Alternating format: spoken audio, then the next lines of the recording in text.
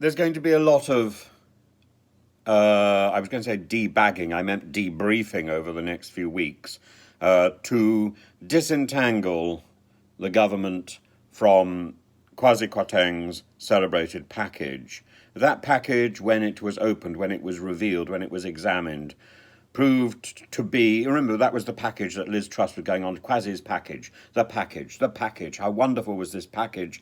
When it was opened, it proves to be a very smelly and unwanted package in every possible respect. This is not any package that you would want to write home about. A shameful package that leaves the poor poorer and the rich wondering what's happened.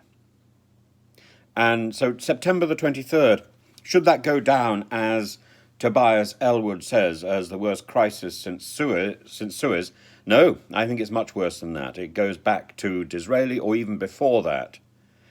This turns conservative values entirely on their head. Conservatism is all about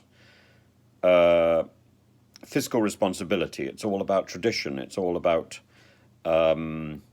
preserving the dignity of Britain, both here and abroad, and we've done neither.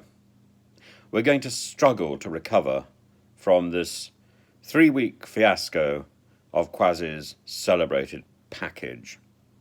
And Liz Truss's apology is almost as absurd. At the moment, she is presiding over a situation where the Labour Party has a 36-point lead over the Conservatives. That is extraordinary. That takes Labour to 1997, but actually the reality is even worse. Should there be a general election tomorrow, the Conservative Party stands to lose probably 12 Conservative sitting cabinet ministers. Probably one of those would be the Prime Minister herself. Only that would we celebrate.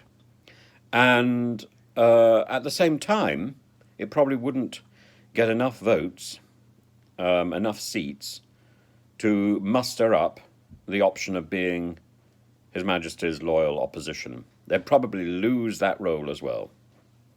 That's if a general election were called immediately. And that, I suspect, is one of the threats that Liz Truss is holding over Sir Graham Brady, the chairman of the 1922 committee. If he pushes her too much, she will call a general election. What has she got to lose? She's already lost her dignity, her authority. She has no agendum, she has no credibility, and she has no policy. And indeed, as I pointed out, with Hunt's performance yesterday, she has no authority. He's taken that. She is now the mad Prime Minister who cannot be trusted to do anything. She cannot be trusted to even open her mouth. That, I suppose, is some blessing. She looked crestfallen, mute, and crushed. Well, not enough, sadly. Not enough, because a proper apology would follow with actions, and her only action in this particular case would be to walk out of the door. She's not doing that. No, and now let's examine what she said, because that's well worth looking at, because the actual language she used, maybe inadvertently, once you analyse it, tells you everything you need to know about Liz Truss and her arrogance and inanity. So she made two statements. One, that she was sorry, and two, that she was staying on. Now, the sorry bit, she put in the passive voice, which is the voice we tend to use when we are telling lies.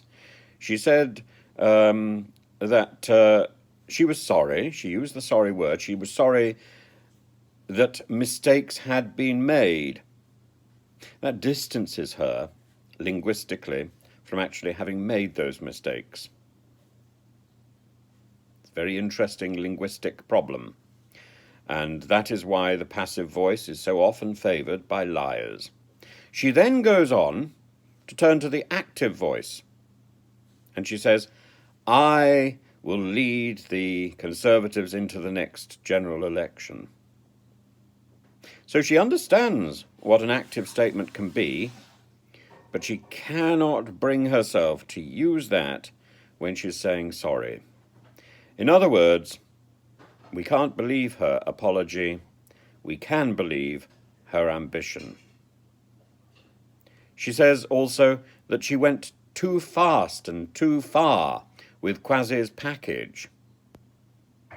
Well, again, getting in Mr. Hunt to completely rip up Kwasi's package is not actually, that's not borne out by her claim that she went too fast and too far. If she went too fast and too far, all she has to do is withdraw that package a bit. But no, she doesn't. It's being obliterated. She's no longer got control over Kwasi's package. That's gone. She's actually got nothing left except her blind ambition and her memories of days in the sun, whining on and on about Kwasi's package. He, and his misjudged package should all be out of the Commons, not only out of government, but out of the Commons. They have no place in national life. They have caused shame, nothing but shame. In fact, so much shame it requires some sort of song, which I will undertake as soon as I possibly can, I think.